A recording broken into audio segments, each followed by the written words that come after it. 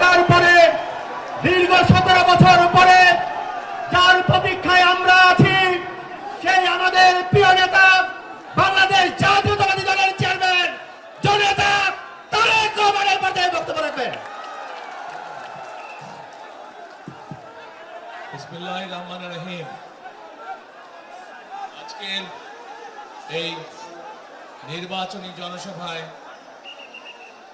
ঢাকা 5-এর উপস্থিত ঢাকা 5 এলাকাবাসী, উপস্থিত মুরব্বীবর্গ, উপস্থিত মা বোনেরা, আমার দলীয় সহকর্মীবৃন্দ এবং নেতৃবৃন্দ, আসসালামু আলাইকুম। ভালো আছেন সবাই আপনারা? আলহামদুলিল্লাহ। এখন মুরব্বীবর্গ, মা বোনেরা, প্রিয় এলাকাবাসী, এই যে আমরা আজ এখানে একত্রিত হয়েছি, সকলে আমরা একত্রিত হয়েছি সামনে এই যে 12 তারিখে নির্বাচন, এই নির্বাচনকে সামনে রেখে আমরা এখানে একত্রিত হয়েছি। আজকে এই নির্বাচনে এত মানুষের সমাগম দেখে আমার মনে হয়েছে যে আজকে আমরা যেই মানুষটিকে, এই যে নবীউল্লাহ সাহেবকে যে আমরা ধানের শীষ দিয়েছি, আমরা সঠিক সিদ্ধান্ত গ্রহণ করেছি। প্রিয় ভাই বোনেরা, আজকে এই যে মঞ্চে আমি দাঁড়িয়েছি, এই মঞ্চের সামনে কতগুলো মানুষ এখানে বসে আছেন। এই মানুষগুলো তাদের আপনজনদেরকে হারিয়েছেন বিগত দিনে।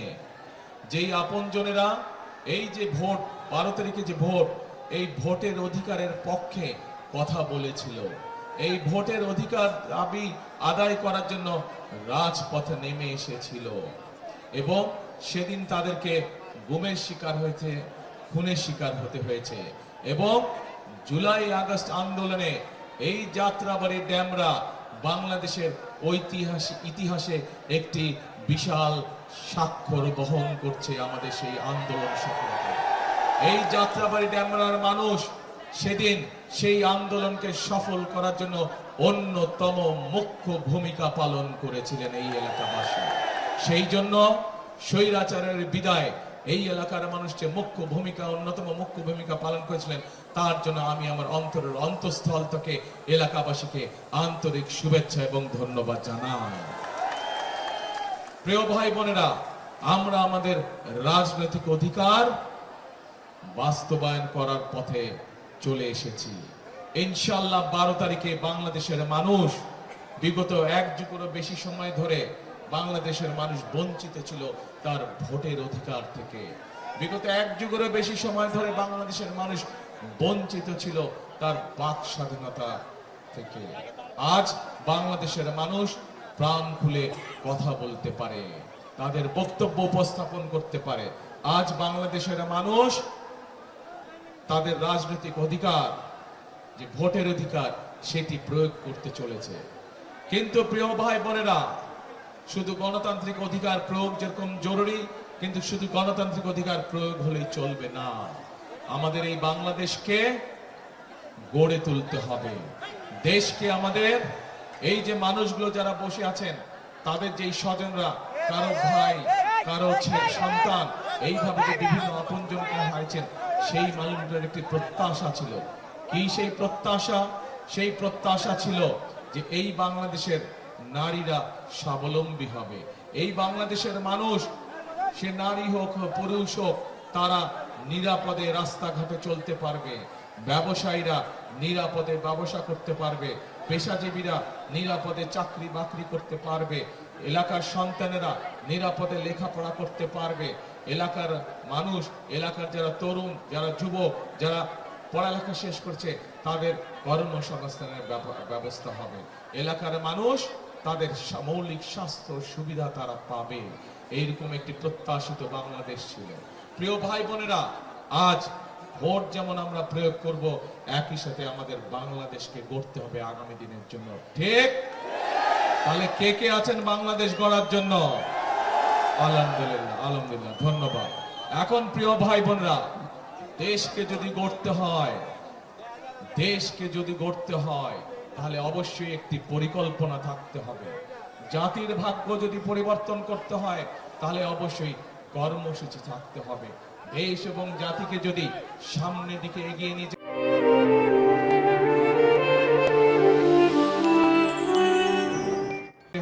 অগ্রগতির দিকে এগিয়ে নিয়ে যেতে হয়, তাহলে অভিজ্ঞতা থাকতে হবে একটি রাজনৈতিক দলে। ঠিক, অভিজ্ঞতা দরকার দেশ পরিচালনার জন্য, পরিকল্পনা দরকার দেশ পরিচালনার জন্য, কর্মসূচি দরকার জনগণের জন্য। এখন প্রিয় ভাই বোনেরা, এই মুহূর্তে যত রাজনৈতিক দল বাংলাদেশে আছে, একমাত্র বিএনপি ধানের শীর্ষ হচ্ছে সেই রাজনৈতিক দল যাদের পরিকল্পনা জনগণের সামনে আছে, যাদের কর্মসূচি আছে যে তারা কিভাবে দেশকে গড়ে তুলতে চায় সামনের দিকে, জনগণের ভাগ্য পরিবর্তন করতে চায় সামনের দিকে। আর একমাত্র বিএনপি হচ্ছে সেই দল যাদের দেশ পরিচালনার অভিজ্ঞতা আছে। আর কোন রাজনৈতিক দলের অভিজ্ঞতা নাই দেশ পরিচালনা করার। আমরা অনেক রাজনৈতিক দলের অনেক সুন্দর সুন্দর কথা শুনি, অনেক মধুর মধুর কথা শুনি, যেগুলো কথা শুনলে আমাদের হয়তো ভালো লাগে, আমরা জোরে জোরে হাততালি দিই, কিন্তু দেশ পরিচালনা অত সহজ ব্যাপার নয়।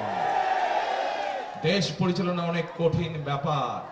আমরাই এই যে ইপিজেড এর দাবি, এখানে নবিউল্লাহ নবী যে ইপিজেড এর দাবি করেছে, ইনশাআল্লাহ এই যে পাট কলগুলো বন্ধ হয়ে গেছে, ফলে কয়েক লক্ষ মানুষ বেকার হয়ে গিয়েছে। আমাদের পরিকল্পনা আছে এই জায়গাগুলোতে আমরা নতুন ইপিজেড কারখানা তৈরি করব, যাতে করে এই এলাকার মানুষের শীতলক্ষার পাট দিয়ে নতুন ইপিজেড হবে, যাতে করে বেকার যারা আছে, এই এলাকার মানুষ যারা আছে, তাদের কর্মসংস্থানের ব্যবস্থা হয়। এখন প্রিয় ভাই বোনেরা, এই যে ইপিজেড এর কথা, ইপিজেড যে দাবি, এই ইপিজেড বাংলাদেশে সবচেয়ে প্রথম কে করেছিল জানেন আপনারা? এই ইপিজেড চট্টগ্রামে সবচেয়ে প্রথম শহীদ রাষ্ট্রপতি জিয়াউর রহমান গঠন করেছিলেন। সেজন্যই আমি বলেছি, যদি কর্মসংস্থানের ব্যবস্থা করতে হয়, সেটি করার অভিজ্ঞতা বিএনপির আছে। যদি ইপিজেড গঠন করতে হয়, কিভাবে ইপিজেড গঠন করতে হয়, সেই অভিজ্ঞতা একমাত্র বিএনপি আছে, আর কোন দলের নেই। যদি অন্য দলের থাকতো তাহলে তো 16 বছর আমরা দেখতেই পারতাম তারা ইপিজেড করতো। করেছে? তারা করেনি, কারণ তাদের সেই অভিজ্ঞতা নেই, তাদের করার ইচ্ছাও নেই। আর অন্য দল যারা আছে তাদের তো কোন রকম অভিজ্ঞতাই নেই। প্রিয় ভাই বোনেরা, দেশ স্বাধীনের পরে এখানে অনেক মুরব্বী উপস্থিত আছেন, মুরব্বীরা ভালো বলতে পারবেন। দেশ স্বাধীনের পরে যাদের হাতে দেশ পরিচালনার দায়িত্ব পড়েছিল, সেই সময় মানুষ দেখেছে আইন শৃঙ্খলার কি অবনতি ছিল। সেই সময় মানুষ দেখেছে 74 সালে কিভাবে দুর্ভিক্ষে লক্ষ লক্ষ মানুষ না খেয়ে সেদিন মারা গিয়েছিল। কিন্তু শহীদ রাষ্ট্রপতি জিয়াউর রহমান যখন দেশ পরিচালনার দায়িত্ব পেলেন, সেই সময় তিনি কঠোর হস্তে আইন শৃঙ্খলা পরিস্থিতি নিয়ন্ত্রণ করলেন। শহীদ রাষ্ট্রপতি জিয়াউর রহমান যখন দায়িত্ব পেলেন, তখন দুর্ভিক্ষ পীড়িত বাংলাদেশকে খাদ্যে স্বয়ংসম্পূর্ণ করলেন, দ্বিগুণ খাদ্য উৎপাদন হলো সেই দেশ। প্রিয় ভাই বোনেরা, অর্থাৎ বিএনপির অভিজ্ঞতা আছে কিভাবে শক্ত হাতে আইন শৃঙ্খলা পরিস্থিতি নিয়ন্ত্রণ করতে হয়। বিএনপির অভিজ্ঞতা আছে কিভাবে দেশে কৃষির উৎপাদন বৃদ্ধি করতে হয়। পরবর্তীতে 90 এর স্বৈরাচার, এই এলাকার মানুষ 90 এর স্বৈরাচার আন্দোলনে বিশাল ভূমিকা রেখেছিল। এই নবিউল্লাহ নবী সেদিন স্বৈরাচার 90 স্বৈরাচার আন্দোলনে বিশাল ভূমিকা রেখেছিল সেদিন। প্রিয় ভাই বোনেরা, সেই 90 স্বৈরাচারের পরে যখন দেশনেত্রী খালেদা জিয়াকে দেশের মানুষ সেদিন দেশ পরিচালনার দায়িত্ব দিয়েছিল, সেই বিএনপি এই দেশকে এমার্জিং টাইগারে পরিণত করেছিল। এই বিএনপি সেদিন মা বোনদের শিক্ষার জন্য ক্লাস 1 থেকে ক্লাস 12 পর্যন্ত মেয়েদের শিক্ষা ব্যবস্থা ফ্রি করে দিয়েছিল। কারণ বিএনপি জানে যে দেশের অর্ধেক জনগোষ্ঠী হচ্ছে নারী, তাদেরকে পেছনে রেখে কখনোই উন্নয়ন কর্মকাণ্ড করা যায় না। শুধু তাই নয় প্রিয় ভাই বোনেরা, আমরা যতই কর্মসূচি গ্রহণ করি, আমরা সেইগুলার সুফল তখনই জনগণের কাছে পৌঁছে দিতে পারবো যখন দেশের আইন শৃঙ্খলা পরিস্থিতি ঠিক থাকবে, জনগণের মন মতন থাকবে। এবং একই সাথে যখন এই যে দুর্নীতির লাগামকে আমরা টেনে ধরতে পারবো। আমরা দেখেছি বিগত 16 বছর কিভাবে দুর্নীতি করে বছরে $16 বিলিয়ন পাচার করে দেওয়া হয়েছে। অর্থাৎ দুর্নীতির লাগাম যদি আমরা টেনে ধরতে পারি, তাহলে এই জনগণের কাছে আমাদের পরিকল্পনার সুফল পৌঁছে দিতে পারবো। এবং এটাও বিএনপির নিয়ন্ত্রণ করার ক্ষমতা রাখে। বিএনপি বেগম খালেদা জিয়া 2001 সালে যখন দায়িত্বভার গ্রহণ করলেন, সেই স্বৈরাচারের কাছ থেকে নির্বাচনের মাধ্যমে যখন দায়িত্বভার গ্রহণ করলেন, তখন বাংলাদেশের কপালে দুর্নীতিগ্রস্ত দেশ হিসেবে একটি তিলক ছিল। 2006 সালে যখন দেশনেত্রী খালেদা জিয়া ক্ষমতা হস্তান্তর করলেন, এই 5 বছর কঠোর পরিশ্রম করে, কঠোর পরিশ্রমের মাধ্যমে, কঠোরভাবে নিয়ন্ত্রণের মাধ্যমে খালেদা জিয়া বাংলাদেশকে দুর্নীতির কালিমা থেকে মুক্ত করেছিলেন। কাজে প্রিয় ভাই বোনেরা, আইন শৃঙ্খলা বলুন, জনগণের কর্মসংস্থান বলুন, দুর্নীতি দমন বলুন, দেশে খাদ্য উৎপাদনের কথা বলুন, মেয়েদের শিক্ষার ব্যবস্থার কথা বলুন, যেটাই বলুন না কেন, প্রত্যেকটি ক্ষেত্রে একমাত্র রাজনৈতিক দল বিএনপির সফলতার কাহিনী প্রত্যেকটি ক্ষেত্রে আছে। কাজে প্রিয় ভাই বোনেরা, আগামী দিন যদি আমাদের বাংলাদেশকে সামনের দিকে গড়ে তুলতে হয়, আগামী দিন যদি এই 20 কোটি মানুষের দেশ বাংলাদেশের শিক্ষা ব্যবস্থাকে গড়ে তুলতে হয়, বেকারদের কর্মসংস্থানের ব্যবস্থা করতে হয়, নারীদেরকে স্বাবলম্বী করে গড়ে তুলতে হয়, প্রত্যেক ঘরে ঘরে চিকিৎসা ব্যবস্থার মৌলিক সুবিধা পৌঁছে দিতে হয়, তাহলে বিএনপি ধানের শীষ হচ্ছে একমাত্র দল, যেই দল দেশ পরিচালনার দায়িত্ব পেলে ধীরে ধীরে দেশের মানুষের সমস্যার সমাধান হতে থাকে। যেই দল দেশের দায়িত্ব পেলে ধীরে ধীরে দেশ সামনের দিকে এগিয়ে যেতে থাকে। প্রিয় ভাই বোনেরা, আপনারা এর মধ্যেই দেখেছেন আমরা পত্র পত্রিকা সহ জনসভা সহ আমরা দেশের জনগণের সামনে আমাদের আগামী দিনের কর্মসূচি পরিকল্পনা আমরা উপস্থাপন করেছি। আমরা বলেছি বাংলাদেশের মা বোনদেরকে স্বাবলম্বী করার জন্য আমরা ফ্যামিলি কার্ড দিব সকলের কাছে, ঘরে ঘরে, সেটি গ্রামে হোক শহরে হোক, খেটে খাওয়া পরিবার যেগুলো আছে তাদের সকলের মা বোনদের কাছে, সকল গৃহিণীদের কাছে, মায়েদের কাছে আমরা ফ্যামিলি কার্ড পৌঁছে দিব। একইভাবে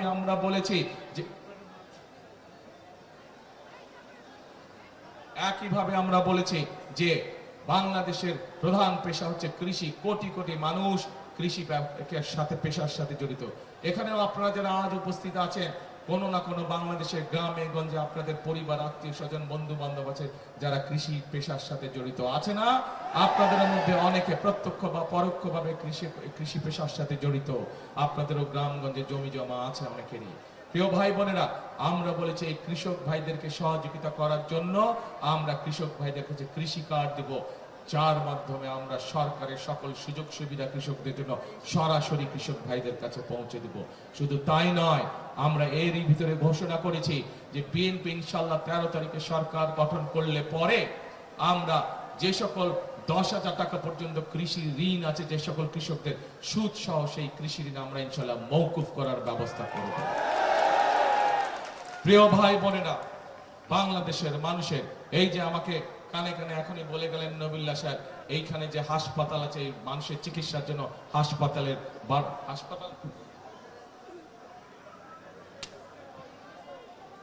এখানে মেডিকেল হসপিটালের প্রয়োজন এবং মাতৃসদনের প্রয়োজন। আমরা আগেই বলেছি এই জরুরি কাজগুলো ইনশাআল্লাহ ধীরে ধীরে পর্যায়ক্রমিক ভাবে আমরা বাস্তবায়ন করব, যাতে করে এলাকার মানুষ সুচিকিৎসা পায়।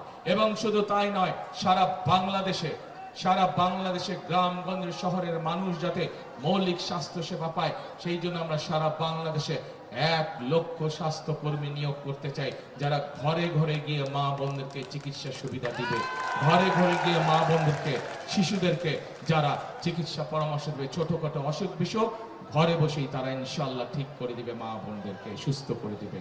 প্রিয় ভাই বোনেরা, আমরা আরো বলেছি যে আমরা আমাদের দেশের বেকার যুবক এবং তরুণদেরকে বিভিন্নভাবে আমরা দক্ষ মানুষে পরিণত করতে চাই। আমরা প্রতি এলাকায় ভোকেশনাল ইনস্টিটিউট, ট্রেনিং ইনস্টিটিউট এবং যারা কম্পিউটারে কাজ করে তাদেরকে বিভিন্ন ট্রেনিং প্রোগ্রামের মাধ্যমে তাদেরকে দক্ষ করে বলতে চাই, যাতে করে তারা দেশেই হোক বিদেশি হোক তারা তাদের কর্মসংস্থানের ব্যবস্থা করে ফেলতে পারে, অথবা ছোটখাটো ব্যবসা বাণিজ্য গড়ে তুলতে পারে। শুধু তাই নয়, আমাদের প্রায় 1.5 কোটি প্রবাসী বিদেশে বসবাস করে। আরো পরবর্তীতে যারা বিদেশে যাবে তাদেরকে অনেককেই আমরা অতীতে দেখেছি যে বিদেশে যাওয়ার সময় টাকা পয়সার অর্থ সংকটের কারণে অনেক সময় বাপ দাদার জমি বিক্রি করতে হয়। ইনশাআল্লাহ আগামীতে বিএনপি সরকার গঠন করলে যে সকল আমাদের ভাইরা বিদেশে যাবে, ট্রেনিং নিয়ে যারা বিদেশে চাকরির জন্য যাবে, তাদেরকে যাওয়ার খরচের জন্য আমরা ক্ষুদ্র একটি ঋণের ব্যবস্থা করে দেব স্বল্প সুদে, যাতে করে তাদেরকে জমি জমা বিক্রি করতে না হয়। প্রিয় ভাই বোনেরা, এখন প্রিয় ভাই বোনেরা, শুধু তাই নয়, আমাদের দেশে এক শ্রেণীর মানুষ আছেন যারা আমাদের জন্ম থেকে মৃত্যু পর্যন্ত আমাদের সাথে জড়িত থাকেন, আমাদের সাথে উঠা বসা হয় তাদের জীবনের বিভিন্ন সমস্যার সময় তারা আমাদেরকে গুরুত্বপূর্ণ পরামর্শ দেন। কারা তারা? তারা হচ্ছেন আমাদের মসজিদ মাদ্রাসার বিভিন্ন ইমাম সাহেব, মুয়াজ্জিম সাহেব, খতিব সাহেবরা সহ অন্যান্য ধর্মেরও যারা ধর্মীয় গুরু আছেন। কিন্তু অধিকাংশ ক্ষেত্রে আমরা দেখেছি এই মানুষগুলো অনেক সময় মানবেতর জীবনযাপন করেন।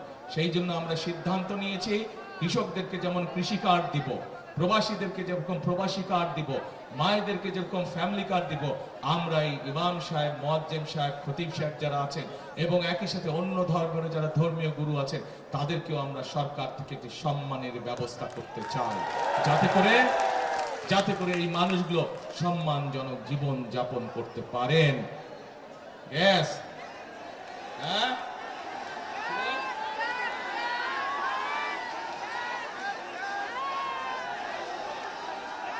এখন আসেন, আসে না সরকার আগের যে সরকার ছিল ওই সরকার বিদেশ থেকে তাদের নিজেদের লোকজনের যাতে ফুটুই পাইস কামাই হয় এই জন্য বিদেশ থেকে গ্যাস নিয়ে আসতো, কিন্তু দেশের মধ্যে নতুন গ্যাস খনি তারা বের করে নাই। বাংলাদেশে প্রচুর গ্যাস আছে, আমরা ইনশাআল্লাহ সেই গ্যাসের খনি আবিষ্কার করব এবং সেই গ্যাস বের করার মাধ্যমে আমরা মিল ফ্যাক্টরি ঘরে ঘরে গ্যাস ইনশাআল্লাহ পৌঁছাবো। এখন প্রিয় ভাই বোনেরা, আপনাদের সামনে আমি সংক্ষেপে আমার পরিকল্পনার কথা বলেছি, সাথে আমি আরো দুটো কথা বলতে চাই। দেশনেত্রী খালেদা জিয়া, এই মানুষটিকে আপনারা সবাই চেনেন, মা বোনরা তো চেনেন, মুরব্বী চেনেন, সবাই চেনেন। এই মানুষটিকে কিভাবে বিগত স্বৈরাচার সরকার জেল জুলুমের শিকার তাকে হতে হয়েছে আপনারা দেখেছেন। এই মানুষটিকে বলা হয়েছিল যে আপনি বিদেশ চলে যান, জেল জুলুম কিচ্ছু হবে না, কিন্তু এই মানুষটি বলেছিলেন এটিই আমার প্রথম, এটিই আমার শেষ ঠিকানা বাংলাদেশ, এবং এই বাংলাদেশের যত মানুষ আছে এরাই হচ্ছে আমার পরিবার, এরাই হচ্ছে আমার আপনজন, এদেরকে ছেড়ে আমি কোথাও যাব না। প্রিয় ভাই বোনেরা, খালেদা জিয়ার মৃত্যু শেষ দিন পর্যন্ত, শেষ নিঃশ্বাস পর্যন্ত উনি এই দেশের মানুষকে ছেড়ে কোথাও যান নাই, এই দেশের মাটি ছেড়ে উনি কোথাও যান না। প্রিয় ভাই বোনেরা, আপনার আমাদের সকলের প্রথম এবং শেষ ঠিকানা কোনটা? এই বাংলাদেশ। কাজে এই বাংলাদেশকে আমাদের গড়ে তুলতে হবে, এই বাংলাদেশকে সুন্দরভাবে গড়ে তুলতে হবে, যেন এই বাংলাদেশের মানুষ এদেশেই নিরাপদে বসবাস করতে পারে, যেন এই বাংলাদেশের সন্তানেরা এদেশেই লেখাপড়া করতে পারে, যেন এই বাংলাদেশের মানুষ এদেশেই স্বাস্থ্য সুবিধা পায়, যেন এই বাংলাদেশের যুবকরা, তরুণরা এদেশেই কর্মসংস্থানের ব্যবস্থা করতে পারে। এমন একটি বাংলাদেশ আমরা গড়ে তুলতে চাই, কিন্তু সেই বাংলাদেশ গড়তে হলে প্রিয় ভাই বোনেরা আপনাদের সমর্থন ছাড়া আমরা পারবো না। আপনারা যদি ধানের শীষকে সমর্থন দেন, আপনারা যদি নবীল্লাহকে সমর্থন দেন, ধানের শীষ ইনশাআল্লাহ সরকার গঠন করলে আমরা যেসব পরিকল্পনা আপনাদের সামনে বলেছি, ধীরে ধীরে এই এলাকায় ইপিজেড সহ, এই এলাকার ড্রেনেজ সিস্টেম সহ, এই এলাকার স্বাস্থ্য সুবিধা, মাতৃসদন সহ যেই সমস্যাগুলো আছে ধীরে ধীরে আমরা ইনশাআল্লাহ সেই সমস্যাগুলোর সমাধান করতে পারবো। এখন প্রিয় ভাই বোনেরা, আমি তো আমার দলের পক্ষ থেকে আপনাদের কাছে আমার দলের পরিকল্পনা বললাম। আপনাদের পরিকল্পনাটা কি 12 তারিখে? হ্যাঁ, বুঝি না, আরে শুনি না তো। ধানের শীষ কি করবেন? ধানের শীষ, ধানের শীষে সেল মারো সকাল থেকে। কিন্তু ভাই বোনেরা, ধানের শীষে তো সেল মারবেন, কিন্তু এরই ভিতরে ষড়যন্ত্র, ধীরে ধীরে কথা শুনতে হবে ধীরে। কিন্তু এই যে বিগত 16 বছর ধরে যারা বাংলাদেশের জনগণের অধিকার কেড়ে নিয়েছিল তাদের এক সহযোগী আছে, তারা কিন্তু ভিতরে ভিতরে ষড়যন্ত্র করছে। পত্রিকার পাতায় দেখেছেন আপনারা, তাদের লোকজন নকল সিল বানাতে গিয়ে ধরা পড়েছে। প্রিয় ভাই বোনেরা, আপনাদেরকে সতর্ক থাকতে হবে, সজাগ থাকতে হবে, যাতে ঢাকা 5-এ এইরকম করার দুঃসাহস কেউ না দেখাতে পারে। সকাল থেকে ভোট কেন্দ্রে আপনারা ফজরের নামাজ গিয়ে আদায় করবেন ভোট কেন্দ্রে, এবং ওখানে গিয়ে দাঁড়িয়ে যাবেন তারপরে, যাতে করে কেউ ষড়যন্ত্র করে কিছু করতে না পারে। এবং শুধু ভোট দিলেই চলবে না, ভোট দিয়ে চলে আসবেন না, ভোট বুঝে সুর নিয়ে আসবেন, হিসাব বরাবর হিসাব বুঝে নিয়ে আসবেন। পারবেন ইনশাআল্লাহ। এখন প্রিয় ভাই বোনেরা, আমি নবিল্লা নবীর হাতে আনুষ্ঠানিকভাবে আজকে ধানের শীষ তুলে দিচ্ছি। নবিল্লা নবী তাকে আপনারা 12 তারিখ পর্যন্ত দেখে রাখবেন ইনশাআল্লাহ। 12 তারিখে ধানের শীষ জয়যুক্ত হলে পরে 13 তারিখ থেকে এই নবিল্লা নবী সার্বক্ষণিক দায়িত্বে থাকবে এই এলাকার মানুষের উন্নয়নের জন্য, এই এলাকার মানুষের বিপদে হবে। অতীতেও যেভাবে সে ছিল ইনশাআল্লাহ ভবিষ্যতেও সে আপনাদের পাশে থাকবে, আপনাদের এলাকার সন্তান আপনাদের পাশে থাকবে।